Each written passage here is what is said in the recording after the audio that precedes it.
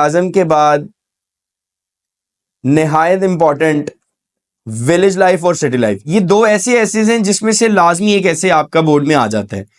आ hockey match, आ cricket match, मतलब ये चारों पेयर्स में से दो पेयर हैं और चार एसेज हैं, इसमें से आपका मस्ट है कि एक ऐसे आ जाता है। अ ट्रू मुस्लिम, ठीक है जी। उसके बाद टेलीविजन, आ रेनी डे। अब आ रेनी डे क्या है, ये भी इतना इंपॉर्टेंट है कि I can just tell you कि अभी इन दोनों एसेज में बहुत बहस हो रही है कि जी इस लाइब्रेरी में से और रेनी डे में से कौन सा एसेज ज्यादा इंपॉर्टेंट है।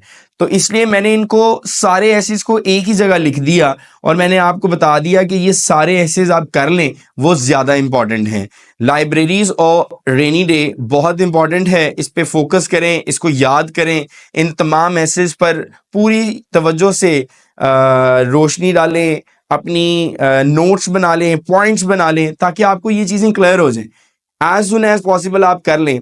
और ये देखें स्पोर्ट्स एंड गेम्स, अब जो इसमें से सारे इंपॉर्टेंट निकले हैं वो मैं आपसे डिस्कस करने लगा हूं कि मोस्ट इंपॉर्टेंट एसेज कौन से हैं। ठीक है, जैसे कि मैंने आपको बताया कि लाइब्रेरी और रेनी डे बहुत इंपॉर्टेंट है, इसी तरह sports and games, cricket match, my last day at school, television, our rainy day, my hobby and Quaid-e-Azam, ये वो 7 एसेज हैं जिनमें से एक ऐसे कंफर्म है, 2 भी आ सकते हैं और 3 भी आ सकते हैं। तो एक तो मस्ट हो गया। तो आप इन एसेज को अच्छे से प्रिपेयर कर लें जिससे आपकी जो ऐसे की तैयारी है, and that is about 15 marks, not a little bit और नॉट अ 5 और not a 2 marks, they are just having 15 marks. आपके बोर्ड एग्जाम में इसके 15 मार्क्स हैं, तो इन एसेज को आप अच्छे से तैयार करें।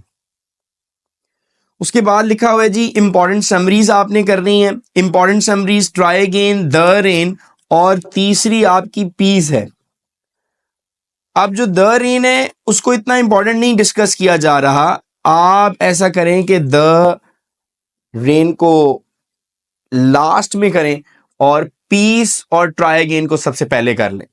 सो these both are most important poems. वैसे तो बच्चों को गाइड किया जाता है कि आप तीनों ही याद करें, क्योंकि देखें पूरे साल के अंदर अगर आप 3 नहीं याद कर सकते हैं तो that is just any fault in you just can say कि आपके अंदर कोई मसला है कि आपसे 3 समरीज, 3 पेज होते हैं, सिर्फ 3 पेजेस की आपने इसको लिखना होता है, और पूरा साल 365 डेज होते हैं, 6 मंथ्स भी होते हैं, 1 मंथ में इंसान करना चाहे तो तब भी वो हो सकता है। उसके बाद इंपॉर्टेंट शॉर्ट आंसर्स हैं कि वो कौन से यूनिट में से इंपॉर्टेंट शॉर्ट आंसर्स आएंगे। तो आप देख सकते हैं मैंने सामने आपकी स्क्रीन पे यूनिट 2, 4, 6, 10, 11, 13। 2 है आपका Chinese new year, first aid, 6th आपका है न्यूज़पेपर वर्सेस टेलीविजन, 10th आपका लिटिल बाय लिटिल वन वॉक्स फार, 11 जो है आपका ग्रेट एक्सपेक्टेशंस, ग्रेट एक्सपेक्टेशंस। उसके बाद 13 जो है आपका फेथफुलनेस। तो ये आपके important short answers in chapters में से आएंगे। आप अभी वीडियो में ही हमारे साथ रहें, क्योंकि मैं आपको क्वेश्चन आंसर्स भी टिक मार्क करवाने वाला हूं कि कौन से ऐसे क्वेश्चंस हैं जो आपके बोर्ड में बहुत ज़्यादा इंपॉर्टेंट हैं। उसके बाद जो बच्चे अक्सर उर्दू टू इंग्लिश पैराग्राफ्स के अंदर टेंशन ले लेते हैं, तो इंपॉर्टेंट ट्रांसलेशन पैसेजेस या उर्दू टू इंग्लिश पैसेजेस क्या हैं, वो कौन से ज़्यादा इंपॉर्टेंट हैं, आप देख सकते हैं आपकी स्क्रीन पर 1, 5, 6, 7, 8, 9, 10, 11, 14, 15, 16, 18, 4, 12, 19, 21, 35। अच्छा, अब इनको मैंने बोल्ड क्यों किया हुआ है, ये कुछ ज़्यादा ही इंपॉर्टेंट हैं, तो इन पे भी आप फोकस कीजिएगा। 22, 25, 27, 30, 34, 37, 39। तो ये आपके 40 एसेज में से सिर्फ ये एसेज हैं जो ज्यादा और निहायत इंपॉर्टेंट हैं। जिनके नीचे मैंने डैश लगाई है वो भी इन सबको थॉरली कीजिएगा, लेकिन इन ज्यादा इन पर फोकस कीजिएगा जो बोल्ड हैं और जिन पर मैंने डैश मतलब अंडरलाइन किया हुआ है। उसके बाद देखें जी ट्रांसलेशन किस यूनिट से आएगी और कौन से पैराग्राफ्स आएंगे, ये आपने इस वीडियो में बिल्कुल ध्यान से फोकस रख के कंसंट्रेशन के साथ सुनना है। बेशक आप चैप्टर्स की ट्रांसलेशन निकाल लें, उसमें आपको इस चीज़ का आइडिया हो जाएगा जी कौन सी ऐसी ट्रांसलेशन पैसेजेस हैं जो बहुत ज़्यादा इंपॉर्टेंट हैं। जैसे कि यूनिट 1 है और यूनिट 1 में से आपका जो पैराग्राफ ट्रांसलेशन के लिए बहुत ज़्यादा इंपॉर्टेंट है, जिसमें आप ये कह सकते हैं कि how can people achieve perfection in the moral, spiritual and social areas of life. इस तरह का जो आपको पैराग्राफ अगर आ जाता है और आप जो हैं इसको इस चैप्टर में से कोई भी पैराग्राफ आपको आ जाता है कि जी people achieve perfection in moral and spiritual and social areas of life by following the message and guidance of the रसूल पाक सल्लल्लाहु अलैहि वसल्लम। अगर आपको इंग्लिश में लिखा हुआ आ रहा है और आप उसको उर्दू में लिख रहे हैं, उसको ट्रांसलेशन कहते हैं। 1, 2, 4, 7 यूनिट 1 के बहुत इंपॉर्टेंट पैराग्राफ्स हैं जिसमें से आपको ट्रांसलेशन एक्सपेक्टेड है, जो कि आपके बोर्ड में 8 मार्क्स के लिए आती है। तो आप क्या करेंगे कि ही always had a fair and just dealings with all people, इस पैराग्राफ को भी देख लें यूनिट 1 में से। उसके बाद वाइल हज़रत मोहम्मद सल्लल्लाहु अलैहि वसल्लम was on his death bed he proclaimed, ये जो आपके नेक्स्ट पेज पे लिखा हुआ है वो आप पैराग्राफ देख लें। तो ये बहुत ज़्यादा ट्रांसलेशन के लिए इंपॉर्टेंट है। उसके बाद चैप्टर 2 पर हम चलें तो पैराग्राफ 1, 2 और 4, 5 ये भी बहुत ज़्यादा इंपॉर्टेंट हैं, जिसमें it is a traditional practice every year is associated prior to the first day, Chinese New Year is a holiday, on the eve of the Chinese New Year it is customary। तो इस तरह के जो paragraphs हैं वो बहुत ज़्यादा important हैं। यूनिट 4 की अगर बात करें जिसको हम फर्स्ट एड कहते हैं, उसमें से सिर्फ आपको कुछ पैराग्राफ जो हैं, जैसे कि सिर्फ 2 है। सेकेंड पैराग्राफ है हैंडलिंग माइनर एक्सीडेंट्स और एट होम और on the road develops a sense of crisis management. ये पैराग्राफ बहुत ज़्यादा इंपॉर्टेंट है। अगर आपको दूसरा भी करना है तो minor cuts and scraps usually stop bleeding on their own, ये आप भी पैराग्राफ कर सकते हैं। उसके बाद अगर हम यूनिट 5 पर जाएं जो कि एक पोएम है, उसमें से आपको जस्ट समरी और रेफरेंस टू कॉन्टेक्स्ट आएगा। फिर यूनिट 6 की बात करें तो वो टेलीविजन वर्सेस न्यूज़पेपर है, उसमें से पैराग्राफ 1, 3 और 6 बहुत इंपॉर्टेंट है। Each medium has strength that the other does not, ये लास्ट पैराग्राफ है। Television on the other hand requires, ये आपका थर्ड पैराग्राफ है। Newspaper do not require us to sit at a place, ये आपका सेकंड पैराग्राफ है। तो 1, 3, 6 और सेकंड भी इंपॉर्टेंट है, लेकिन आप ये 3 पे ज़्यादा फोकस करें।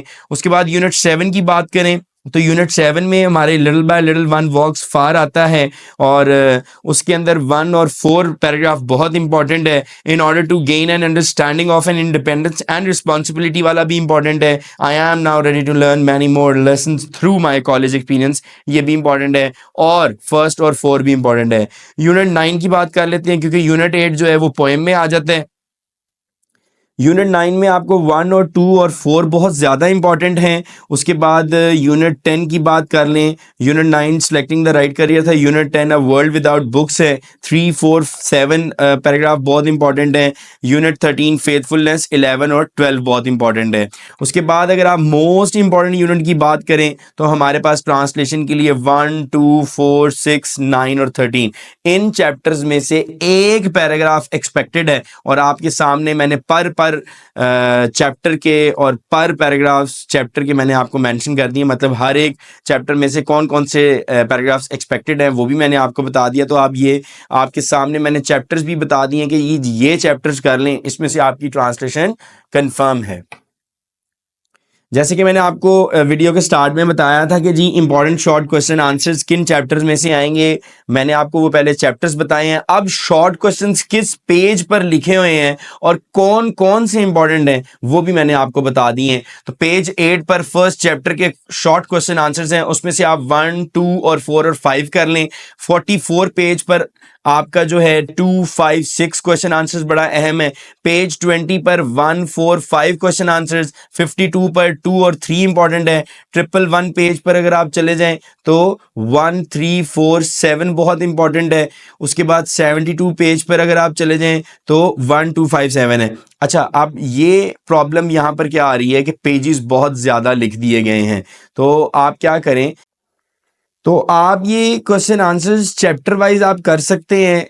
1, 3, 4, 7, 1, 2, 5, 7, 1, 4, 5, 4, 5, 6, 7, 8, मतलब कि chapter 1, chapter 2, chapter 3, chapter 4, chapter 5, chapter 6, chapter 7, chapter 8, chapter 9, chapter 10, जिसमें से आपने ना 3 जो 5 है वो करना है, ना 3 करना है और ना 8 करना है। मतलब 1, 2, 3, 4, 5 मिस हो गया, 3 भी मिस हो गया, 4, फिर 5 मिस हो गया, 6, फिर 7, 8 मतलब 9, 10, 11, 12, 13। तो ये आपने अगर लाइन वाइज देख ली है तो आप इनमें से क्वेश्चन आंसर्स अपने अटेम्प्ट कर सकते हैं।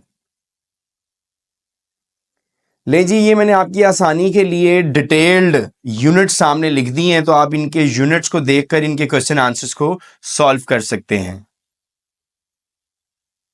वैसे तो पेरो वर्ड्स 78 हैं आपके, लेकिन फिर भी मैंने उसमें से इंपॉर्टेंट पेयर ऑफ वर्ड्स निकाल दिए हैं।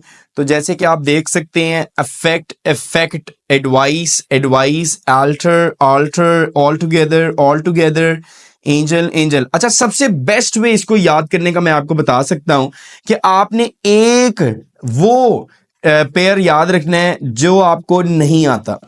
ठीक है, आपको जो पेयर नहीं आता, अगर आप उसको वर्ड को याद कर लेंगे, दूसरा आपको ऑटोमेटिकली याद हो जाएगा। जैसे एंजल, एंगल, ये तो बहुत आम है, तो मैं उन पर आपको टिक लगा देता हूं ताकि आप सिर्फ उन पे फोकस करें जो आपको याद नहीं होते हैं। जैसे कि मुझे बेयर याद नहीं हो रहा, तो she was walking in the street bare headed. ठीक है, तो ये मुझे याद नहीं हो रहा था, मैंने ये याद कर लिया। अब दूसरे बेयर का तो ऑब्वियसली मतलब या तो बर्दाश्त है या तो रीच है, तो आप ये लाजमी याद कर लीजिएगा। ठीक है, फिर बर्थ को याद करें, फिर बिसाइड्स को याद करें। ठीक है जी, उसके बाद जो है, उसके बाद आप ब्रेक को याद करें। ये जो दूसरी ब्रेक है, ये गाड़ी की ब्रेक होती है, ये वाली तो ब्रेक आपको याद हो जाएगी।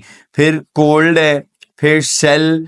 ठीक है, तो ये आप पेरो वर्ड्स बड़े आराम से याद कर सकते हैं अगर इस तरीके से करें जिस तरीके से मैं आपको याद करा रहा हूं। डेरी को याद करें। ठीक है, डेरी अगर आप याद कर लें, फिर ये ड्यू आपको आता है, ये शबनम के कतरे याद कर लें। ठीक है जी, फिर डाई, डाई को याद कर लें, ये जो रंग कराते हैं कपड़ों को। डोज, ये जो आप क्लास में सोते हैं, ठीक है जी, उसको कहते हैं। उसके बाद अगर आप बात कर लें कि जी हमारा यहाँ पे एलिजिबल लिखा हुआ है, एलिजिबल और फ्लोर भी है, उसके बाद इलिजिबल भी है। तो अगर आप इलिजिबल को याद कर लें, तो जो आप अहल नहीं होते हैं, तो इलिजिबल आपको खुद ही याद हो जाएगा। उसके बाद एक्सेप्ट, कबूल को याद कर लें, दूसरा सिवाय है। फ्लोर, आटा याद कर लें, दूसरा फर्श है। उसके बाद अगर आप गेट जो है चाल वाला याद कर लें, तो दूसरा गेट दरवाज़ा, बड़ा गेट जो घर के बाहर वाला होता है। तो इस तरह अगर आप याद कर लें मेरे टिक वाले, तो जो दूसरे हैं वो आपको वैसे ही याद रहेंगे। दोनों याद करने जाएंगे तो कंफ्यूज हो जाएंगे। तो आप इनके स्पेलिंग्स, अब ये जो लेटर डबल टी वाला है ये पिछला होता है। ठीक है, और जो LA सिंगल टी वाला है वो बाद का होता है। तो इस तरह के आप जो पेरो वर्ड्स जो मैं आपको टिक करके दे रहा हूं, अगर आप वो याद कर लेते हैं तो वो आपके लिए आसानी है। जैसे कि प्रिंसिपल की स्पेलिंग हमेशा आपको कंफ्यूज करते हैं, अमन, पीस के स्पेलिंग, प्रे, शिकार के स्पेलिंग। तो ये वाली जो चीज़ें अगर आप याद कर लें तो आपके लिए कोई मुश्किल नहीं है। क्वाइट, बिल्कुल, आई एम क्वाइट वेल। ठीक है, उसके बाद रेन, लगाम, तो इसको अगर आप याद कर लें तो ये चीज़ें आपको आसान याद रहेंगी, जिससे पेरो वर्ड्स आपको कभी भूलेंगे नहीं कम अज़ कम। उसके बाद रूट है, जो रास्ते वाला है वो कर लें। स्टोरी, मंजिल है। उसके बाद आपको सेल, बेचने वाला। सोल, रूह को याद कर लें। टीम बहुत आसान है, भरना। ठीक है, our country is teeming with beggars, और भर रही है हमारा मुल्क जो है भिखारियों से, फ़कीरों से, मांगने वालों से। वेन, ये जो आपकी वेन होती है। वेल, नकाब। ठीक है, उसके बाद वाइन, ये भी बेल होती है। ये तो राइट तो बहुत आसान है, एक लिखना होता है और एक सीधा रास्ता होता है, राइट पाथ। उसके बाद है जी वेव, आप लहर को याद रख लें, वेव वजन को याद रख लें, और वीक जो कि कमजोर को याद रख लें। The best way to learn pair word is कि आप एक पेयर वर्ड में से एक वर्ड को याद कर लें ताकि आपको दूसरे में कंफ्यूजन ना रह जाए। स्पेलिंग याद करें एक के और मीनिंग याद करें। आपको ऐसे में तो चॉइस आएगी, 3 ऐसेज में से आपको एक ऐसे करने होंगे। अब ऐसे और पैराग्राफ के अंदर भी चॉइस होती है, जैसे कि अ रिवर इन फ्लड, ये पैराग्राफ आपको इंग्लिश में आएगा, आपने इंग्लिश में ही लिखना है। An accident fashions my neighbour a fortune teller, थानी वुमेन, ठीक है जी। उसके बाद my school, girl guide, visit to museum, our dream, Meena Bazaar और विजिट टू हॉस्पिटल। ये वो आपके पैराग्राफ्स हैं जो बहुत ज़्यादा इंपॉर्टेंट हैं, जो ऐसे के साथ चॉइस में आते हैं। तो उम्मीद है कि आप इसको याद रखेंगे। अब जिसका आपको वेट था वो मैं आपके बिल्कुल सामने रख रहा हूँ, आपकी नरेशंस जो आपको लाजमी करनी चाहिए, जो आपके कल के पेपर के लिए बहुत ज़्यादा इंपॉर्टेंट हैं। जैसे कि यहाँ पे हमारी टेक्स्ट बुक के कुछ नरेशंस हैं, वो आपके सामने हैं। She said I like clouds in the sky, he said I am unwell, he said to me they are not doing their duty well। अच्छा, इसका मैं अभी आपको सोल्यूशन बताने वाला हूं, तो आप इसका सोल्यूशन भी ज़रूर वीडियो के लास्ट में लाजमी देखिएगा। तो ये सारे के सारे आपके सामने हैं। मैं अभी अपना जो पेन है वो साइड पे कर लिया। You just can take picture, you just can mark, आप इसको जो है मार्क कर लें। ये सारे के सारे नरेशंस में से कल आपको जो पेपर में आने हैं वो बहुत ज़्यादा इंपॉर्टेंट है। अभी मैं आप लोगों को बताऊंगा कि डायरेक्ट इनडायरेक्ट करते कैसे हैं। ये उस पहले पेज पे 30 थे, उसके बाद 31 ये आपके सामने है। आप इसकी पिक्चर भी ले सकते हैं, आप इसे नोट डाउन भी कर सकते हैं। ये सारी नरेशंस हैं, टोटल मेरे पास यहाँ पर 70 हैं। इसके अलावा कोई भी इतनी ख़ास इम्पॉर्टेंट नहीं है। ये मेरे एक स्टूडेंट ने मेरे लिए एफर्ट की है, उसका नाम है हसन जाहिद, और उससे मैंने इन चीज़ों को कंपोज करवाया है। ये एक एक चीज़ मेरी बताई हुई है, और मैं इन नरेशंस को इतना आसान करके आपको बताने वाला हूँ, जो कि बहुत ज़्यादा इंपॉर्टेंट रूल्स हैं आपके डायरेक्ट इनडायरेक्ट जिसे आप नरेशंस कहते हैं। उनके रूल्स को अगर आप देख लें, समझ लें, तो आपके लिए नरेशंस बहुत आसान हो जाएंगी। ही सेज़ आई लव पाकिस्तान, आपको ही सेज़ जो है वो क्या नज़र आ रहा है, वो रिपोर्टिंग स्पीच है।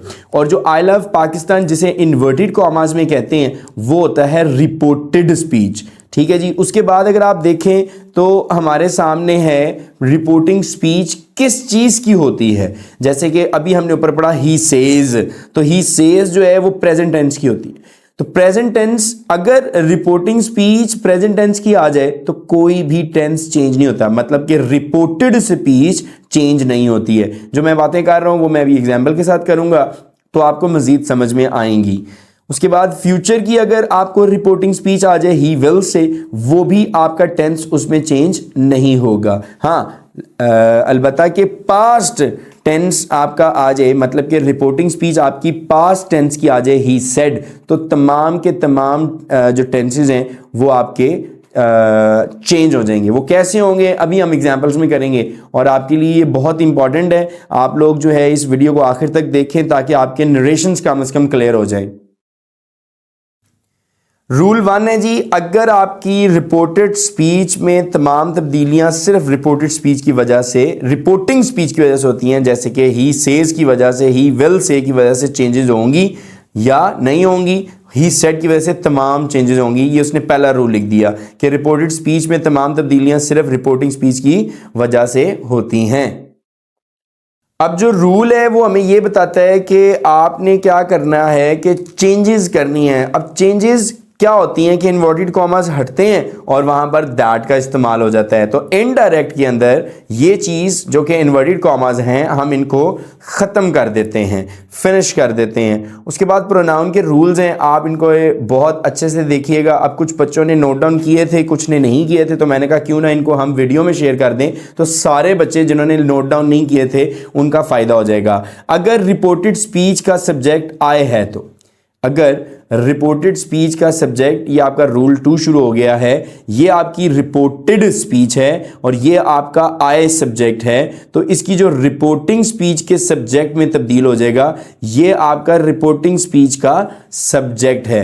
तो जो रिपोर्टेड स्पीच का सब्जेक्ट आए है वो रिपोर्टिंग स्पीच के सब्जेक्ट में चेंज हो जाएगा। तो आपके सामने सॉल्यूशन है कि अगर हमारे पास ही सेज आ जाए तो टेंस चेंज आपके सामने बिल्कुल भी नहीं हुआ, क्योंकि ये प्रेजेंट सिंपल टेंस था, ये प्रेजेंट सिंपल में रहा है, ये चेंज नहीं हुआ because of our reporting speech of present tense. He tells that, comma remove हो गया, दैट लग गया, सेज टेल्स में चेंज हो जाता है, और आए ही में कैसे हुआ है मैंने आपको बता दिया है। लव्स क्यों हो गया है, क्योंकि हमने पढ़ा हुआ है कि ज्यादा के साथ फर्स्ट फॉर्म लगती है और सिंगुलर के साथ फर्स्ट फॉर्म के साथ एस का इजाफा होता है, पाकिस्तान। अगर हम अब रूल 3 की बात करें तो रूल 3 में आपको क्या बताया जा रहा है, आप ये भी देख लें।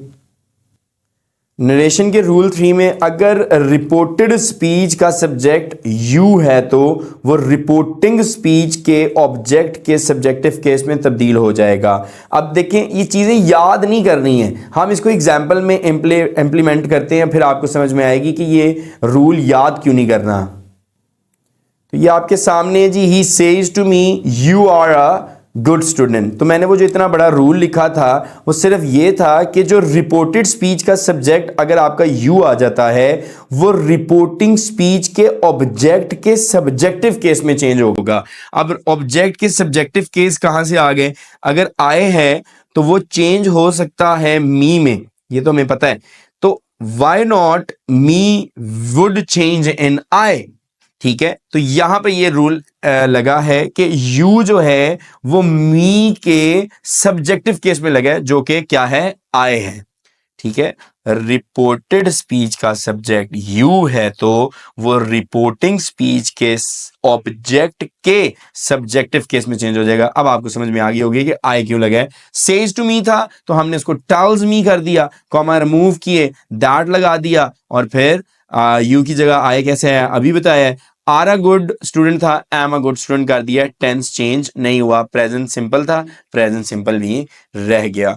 रूल 4 की बात करते हैं तो ये भी बहुत इंपॉर्टेंट है कि जी अगर रिपोर्टेड स्पीच का जो सब्जेक्ट है ही शी इट दे आ जाए, क्योंकि अभी हमने डिस्कस किया आई और यू, तो आई और यू के अलावा ये रह जाते हैं ही शी इट दे, तो वैसे ही रहेंगे। ये बड़ा आसान रूल है आपके सामने। They says he is a nice student, they tells that he is, मतलब इस पे कोई प्रोनाउन का रूल नहीं लगा, he is a nice student. They says she is happy, they tells that she is happy.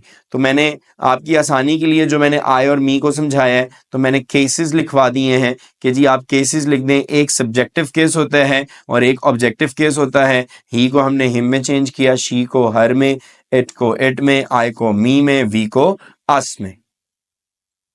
दे को हम देम में चेंज करते हैं, यू को हम यू में ही रहने देते हैं, लेकिन पोजेसिव केस के अंदर ये योर में चेंज हो जाता है। रूल 5 है जी, फोकस करें, बस थोड़े ही रूल्स रह गए और अभी आपके फिंगर टिप्स पे नरेशन होने वाली है। मस्बत और मनफी जुमले के अलावा तमाम वो जुमले, मिसाल के तौर पर सवालिया, हुक्मिया और दवाइया, इंडायरेक्ट करते वक्त मस्बत में तब्दील कर देंगे। Positive and negative sentences, except positive and negative sentences, we will change each and every imperative, interrogative, optative sentence into positive sentence when we are just doing direct and to indirect. जब आप direct से indirect कर रहे हैं तो इन जुमलों को मस्बत में change करना है, और ये जाहिर सी बात है ये तो चेंज नहीं होंगे। और इनको आपने अगर सवालिया डायरेक्ट में दिया हुआ है, इंट्रोगेटिव डायरेक्ट है, तो आप उसको जब चेंज करेंगे तो आप उसको पॉजिटिव में चेंज करेंगे। इंपैरेटिव अगर आपको डायरेक्ट में दिया हुआ है तो आप उसको जब इंटरेक्ट करेंगे तब आप उसको पॉजिटिव सेंटेंस में करेंगे। कैसे करेंगे, क्यों करेंगे, कैसे होगा, तो वो आपको अभी एग्जांपल्स करवाएंगे तो आपको समझ आ जाएगी। टाइप ऑफ सेंटेंसेस मैंने लिख दिया है कि ये सारे आपके टाइप ऑफ सेंटेंसेस हैं। एक्सक्लेमेटरी के जो स्पेलिंग करेक्ट हैं वो आप देख लें, exclamatory, there is no I in this, so just carefully write the spellings of the types. तो ये मैंने आपको लिख दिया ताकि आपको प्रॉब्लम ना हो इंग्लिश में। अच्छा जी, अब अगर सेड की रिपोर्टिंग स्पीच आती है, क्या सेड की रिपोर्टिंग स्पीच आती है, तो आपने चेंज ऑफ टेंसेस कैसे करना है, क्योंकि अभी तो हमने फ्यूचर और प्रेजेंट टेंस किया है ना। मतलब अगर रिपोर्टिंग स्पीच ही सेज है, present tense he will say है, तो फ्यूचर टेंस की आ जाए तो हम कोई चेंजिंग नहीं करते। लेकिन अगर रिपोर्टिंग स्पीच किसकी आ जाए, सेड की, ही सेड की, तो अगर वो प्रेजेंट सिंपल में होगा रिपोर्टेड स्पीच, तो आप उसको किस में कर देंगे, पास्ट सिंपल में कर देंगे। वो कैसे करेंगे, क्यों करेंगे, अभी बता। तो इसी तरह अगर प्रेजेंट कॉन्टिन्यूस टेंस आता है, इज गोइंग आता है, आप उसको पास्ट कॉन्टिन्यूस में चेंज कर देंगे जो कि वॉज गोइंग है। प्रेजेंट परफेक्ट टेंस आता है तो पास्ट परफेक्ट में कर देंगे, नीचे मिसाल भी मैंने आपको दे दी है। और प्रेजेंट परफेक्ट कॉन्टिन्यूस जो है present perfect continuous past perfect continuous में चेंज हो जाएगा। हैज हैव बीन डूइंग जो है हैड बीन डूइंग में चेंज हो जाएगा। अगर पास्ट सिंपल आता है तो वो पास्ट परफेक्ट में हो जाएगा। पास्ट कॉन्टिन्यूस जो आता है तो वो पास्ट परफेक्ट कॉन्टिन्यूस में हो जाएगा। अच्छा, ये मैं कह क्या रहा हूं, क्या अगर ये डायरेक्ट में आ रहा है तो इनडायरेक्ट में आप इसको इस तरह चेंज करेंगे। और बड़ा ज़बरदस्त आसान सा टेंस है कि अगर वो पास्ट परफेक्ट में डायरेक्ट देता है तो जब आप इंटरेक्ट करेंगे तो वो पास्ट परफेक्ट में रहेगा। तो ये सबसे आसान वाला है। उसके बाद अगर आप देखें, ये आपके लास्ट में पास्ट परफेक्ट कॉन्टिन्यूस है तो ये भी पास्ट परफेक्ट कॉन्टिन्यूस में ही रहेगा। नरेशन के अंदर अगर आप देखें तो सबसे ज्यादा आसान चीज चेंज ऑफ वर्ड्स हैं। तो चेंज ऑफ वर्ड्स क्या होते हैं कि अगर आपका विल गो आए तो आप उसको वुड गो में चेंज करेंगे, विल हैव गॉन आए तो वुड हैव गॉन में। मतलब कि सिर्फ विल को चेंज कर दें वुड में, बाकी गो भी वैसी है, हैव गॉन भी वैसी है, हैव बीन गोइंग भी वैसे ही है। तो कम, गो, हेयर को देयर में, नाउ को देन में, दिस को दैट। मतलब ये डायरेक्ट में अगर आएंगे तो आपने ये इनडायरेक्ट में इस तरह चेंज कर देने हैं। रूल 7 की बात करें तो अगर रिपोर्टिंग स्पीच पास्ट में हो और आगे यूनिवर्सल ट्रुथ हो तो वो वैसे ही लिखा जाएगा। For example, he honesty is the best policy, direct आ गया जी honesty is the best policy, आप उसको चेंज नहीं करेंगे, आप उसको honesty is the best policy ही रहने देंगे। सो जी, ये था हमारा गेस 2024 के लिए और उम्मीद है कि आपको हर चीज़ क्लियर होगी। लेकिन फिर भी अगर आपको कोई प्रॉब्लम है, आप अभी आज इसी दिन कमेंट करें, उसका मैं एज सुन एज पॉसिबल जवाब दूंगा। और आपको कोई भी इंपॉर्टेंट चीज़ चाहिए, just let me know. We will just provide you, and stay tuned with GS Academy YouTube channel. Allah Hafiz. Thank you for watching GS Academy.